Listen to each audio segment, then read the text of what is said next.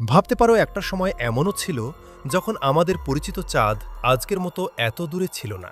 আজ আমরা আকাশের দিকে তাকালে যে চাঁদকে দেখি তার গড় দূরত্ব পৃথিবী থেকে প্রায় ৩,৮৪,০০০ কিলোমিটার। কিন্তু কোটি কোটি বছর আগে এই দূরত্ব ছিল অনেক কম। বিজ্ঞানীদের মতে প্রায় ৪.৫ বিলিয়ন বছর আগে মুন ফরমেশন থিওরি অনুযায়ী চাঁদের সৃষ্টি হয়। ধারণা করা হয় পৃথিবীর সঙ্গে এক বিশাল গ্রহাণুর সংঘর্ষের ফলে ছিটকে যাওয়া ধ্বংসাবশেষ থেকেই চাঁদের জন্ম। সেই সময় চাঁদ পৃথিবীর অনেক কাছাকাছি ছিল, আজকের তুলনায় কয়েক গুণ বেশি কাছে। তবে অনেক জায়গায় যে বলা হয় চাঁদ মাত্র ২০,০০০ কিলোমিটার দূরে ছিল, এই সংখ্যাটা আসলে একটু বাড়িয়ে বলা। বাস্তবে এটি খুব কাছাকাছি ছিল ঠিকই, কিন্তু এতটাও নয়। তবুও কল্পনা করলে বোঝা যায় সেই সময় চাঁদ আকাশে কত বিশাল আর ভয়ঙ্কর সুন্দর দেখাতো। এখন প্রশ্ন আসে, চাঁদ ধীরে ধীরে দূরে সরে যাচ্ছে কেন?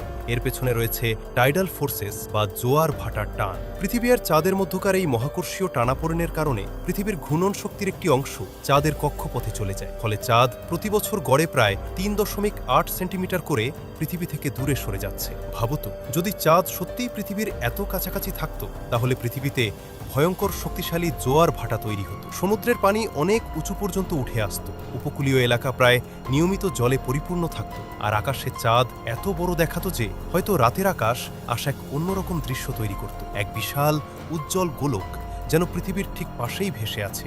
এই পুরো ঘটনাটা আমাদের মনে করিয়ে দেয় মহাবিশ্ব সবসময় পরিবর্তনশীল। আমরা যাকে আজ স্থির মনে করি সেটাও ধীরে ধীরে বদলে যাচ্ছে, আর সেই পরিবর্তনের গল্পই লুকিয়ে আছে আমাদের এই পরিচিত চাঁদের মধ্যে।